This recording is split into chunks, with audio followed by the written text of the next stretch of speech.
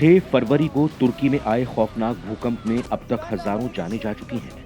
तब से लेकर अब तक तुर्की में जो कुछ भी हुआ, वो बताने के लिए काफी है कि कैसे मजहबी कट्टरता कुछ मुल्कों को बर्बाद कर रही है और कैसे भारत जैसे देश दूसरों की मदद के वक्त सियासी दुश्मनी को आड़े आने नहीं देते। और इस सब से वो सबक मिले हैं, वो पाकिस्तान और तुर्की नहीं बल्कि आप और हम सबके लिए जानना बेहद जरूरी है। ये सबक बताते हैं कि कैसे आप पर रिलीजन और कास्ट की कितनी भी बात करें, आखिर में मायने नहीं रखता कि आप दूसरों के लिए क्या कर सकते हैं तो बहुत बढ़िया, वरना आपके मजहबी भाईचारे से जुड़ी हुई जो फर्जी दलीलें हैं उसके कोई मायने नहीं है। जी हाँ दोस्तों, तुर्की के लिए भारत ने जिस तरह से किया, जितना किया और जिस लेवल पर किया, यकीन मानिए ऐसा और इतना पहले कभी नहीं हुआ। भारत कैसे भविष्य को लेकर अपनी रणनीतियां बना रहा है और पाकिस्तान किस तरह से बर्बादी के गहरे गड्ढे में गिरता जा रहा है, हम इस वीडियो में समझने की कोशिश करते हैं। तो वीडियो को पूरा जरूर देखिए और इस पर जो भी आपकी कमेंट्स हैं वो लिखकर हमें जरूर बताएं।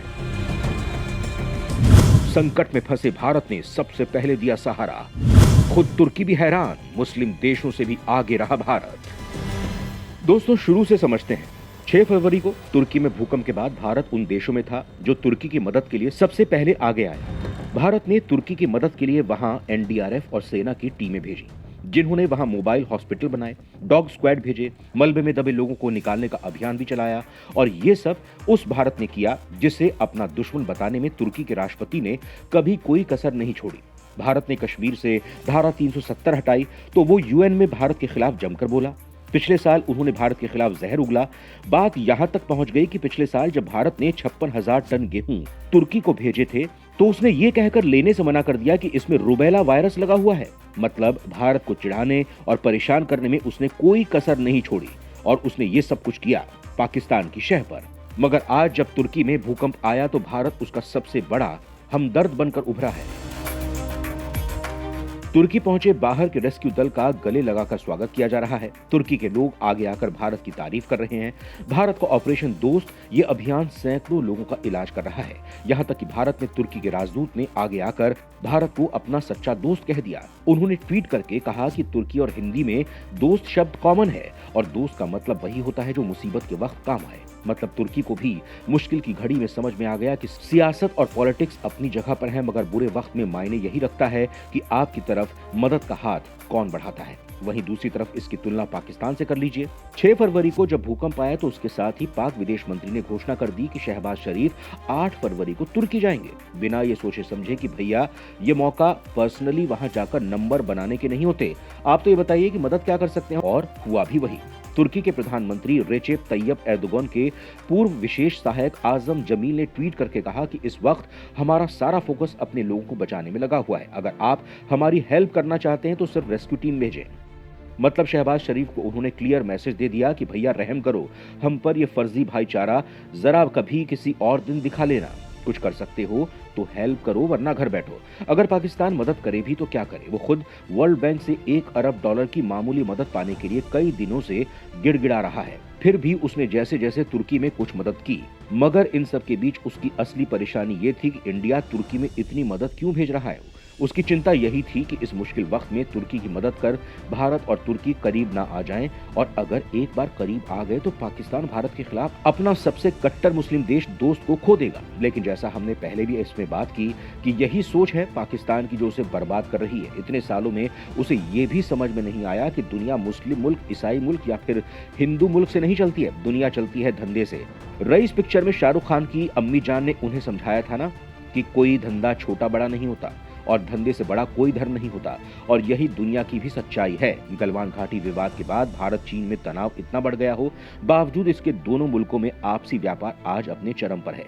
क्योंकि धंधा अपनी जगह है, पॉलिटिक्स अपनी जगह। यूक्रेन रूस युद्ध के बाद दुनिया ने हम पर लाख दबाव बना लिए, लेकिन भारत को लगता था कि रूस से सस्ता तेल लेने का यही सही मौका है, तो किसी के प्रेशर में नहीं आया। उसी प्रकार से तुर्की में आम आदमी अपनी जिंदगी के लिए स्ट्रगल कर रहा है, तो उसके राष्ट्रपति के लिए एक ही चीज मायने रखती है, और वो ये कि कौन उनकी मदद कर सकता है। वो हेल्प लेने से पहले ये नहीं देखेंगे कि हेल्प करने वाला देश मुस्लिम है या हिंदू। खुद पाकिस्तान के भीतर एक्सपर्ट मानते हैं कि आज दुनिया बहुत आगे निकल चुकी है, मगर पाकिस्तान आज भी पुरानी लकीर पीट रहा है। पाकिस्तान जैसे देश आज भी मुस्लिम ब्रदरहुड की दुहाई देकर मुस्लिम देशों को भारत के खिलाफ खड़ा करने में लगे हुए हैं, जबकि खुद ज्यादातर मुस्लिम देश इजराइल के साथ अपने संबंध सुधार रहे हैं। कश्मीर तो वो कब का भूल चुके हैं, मगर नहीं, पाकिस्तान को ये सारी बातें समझ में नहीं आती हैं। यहाँ तक कि दाने दाने को मोहताज पाकिस्तान को उसके सबसे अमीर शख्स ने शहबाज शरीफ को हिदायत दी है कि पाकिस्तान की आधी समस्याएं भी दूर हो जाएंगी अगर वो भारत से अपने रिश्ते सुधार ले, भारत से लगने वाली अपनी सीमा खोल दे, उससे व्यापार शुरू कर ले तो सब कुछ ठीक हो जाएगा। लेकिन पाकिस्तान को यह बात समझ में ही नहीं आई। आर्थिक मदद से पहले वर्ल्ड बैंक जब उसे कहता है कि अपना रक्षा बजट घटाए, उसे ये समझ नहीं आता।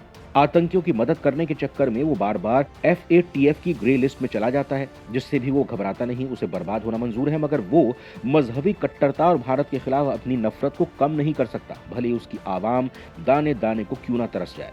फिर भले ही वहां टमाटर 500 रुपए किलो हो जाए, प्याज 400 रुपए किलो बिके या फिर दूध 200 के पार हो जाए, मगर वो कट्टरता की अपनी जिद नहीं छोड़ेगा। उसे समझना चाहिए कि दुनिया ऐसे नहीं चलती। दोस्ती दो लोगों के बीच हो या दो मुल्कों के बीच, आखिर में यही मायने रह जाता है कि आप दूसरे के लिए क्या कर सकते हो, उसके लिए क्या वैल्यू रखते हो, और किसी के लिए कुछ करने के लिए आपको मजबूत होना पड़ेगा। आज भारत स्ट्रांग है, तभी रशिया और यूक्रेन के युद्ध के बीच सबसे पहले वहां जाकर अपने 22,000 लोगों को बचाकर ले आता है।